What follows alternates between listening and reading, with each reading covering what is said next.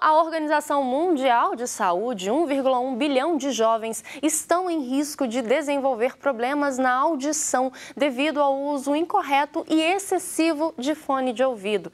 Para explicar os motivos que isso pode acontecer e qual a forma segura de escutar as nossas músicas favoritas, os nossos podcasts, vídeos favoritos também, eu vou conversar agora com a fonoaudióloga Tatiana Guedes. Bom dia, Tatiana, seja bem-vinda.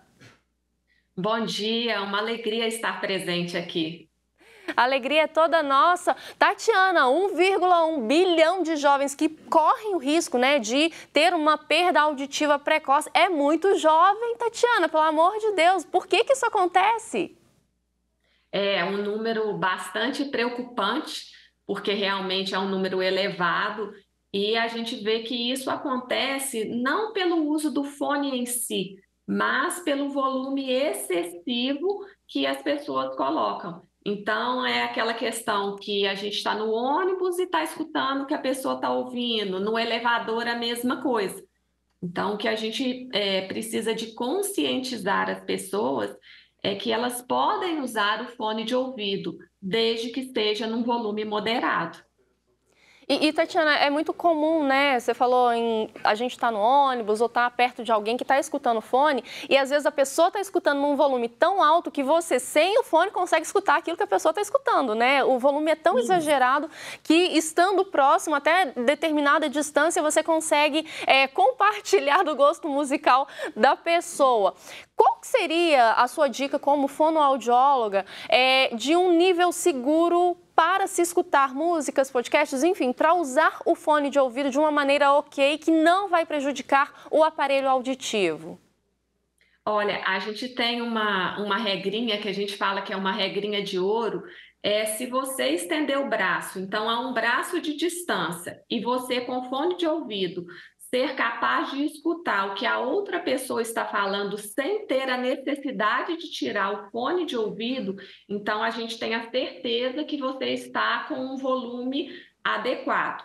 Agora, se você, para ouvir essa pessoa, precisa de tirar o fone, com certeza o volume está muito elevado. E isso vale, a gente está falando, claro, né, do mau uso de fones de ouvido, mas isso vale também para, por exemplo, você está no carro dirigindo, a gente acabou de falar, né, sobre pessoas que têm um certo bloqueio para dirigir, muitas outras usam, né, o rádio, a música para se distrair, claro, na medida do possível, para conseguir dirigir. E aí colocam um volume bem alto também, que do lado de fora do carro é possível escutar o que está tocando ali dentro do carro. Isso também pode prejudicar a nossa audição? Com certeza. As pessoas acham que o que vai prejudicar a audição é só ruído, volume, barulho que incomoda. Mas, na verdade, não é assim que acontece. Então, por exemplo, a sua música favorita, por mais que ela seja prazerosa, dependendo da intensidade, com certeza ela está prejudicando a sua audição. E o que a maioria dos jovens não sabe e não acredita é que quando a gente tem uma lesão das células responsáveis pela audição decorrente dessa exposição excessiva ao ruído, essas células elas morrem e elas não se regeneram mais. Então, o mais importante é isso, que infelizmente é uma perda auditiva irreversível. E no começo é uma perda silenciosa. Com o passar do tempo que ela começa a afetar as situações do dia a dia de comunicação. E acaba que as pessoas podem nem perceber, né? Como você falou que é uma perda silenciosa, podem nem perceber que já estão perdendo a audição, né? A maioria dos casos é assim, elas só percebem, só identificam a perda quando já está num estágio bem mais avançado. E tem algum tipo de fone, né, Tatiana, já trazendo de volta para a questão do uso de fones de ouvido, e a gente quer aqui, claro, passar sempre informação e mostrar para as pessoas a maneira correta de usar, mas existe algum modelo de fone de ouvido que seja mais prejudicial, né? Hoje a gente tem vários tipos aí no mercado, tem algum que pode fazer com que essa perda seja mais acentuada ou mais acelerada? Olha, primeiro, a gente sempre recomenda o uso do fone nos dois ouvidos, Nada de você ficar colocando só em um ouvido, porque quando você coloca em um ouvido só, automaticamente você sente a necessidade de aumentar o volume. Então, primeiro, usar sempre nos 2 ouvidos. E quando tiver em ambientes muito barulhentos, preferir fones de ouvido que tenham redutor de ruído ou até mesmo cancelamento.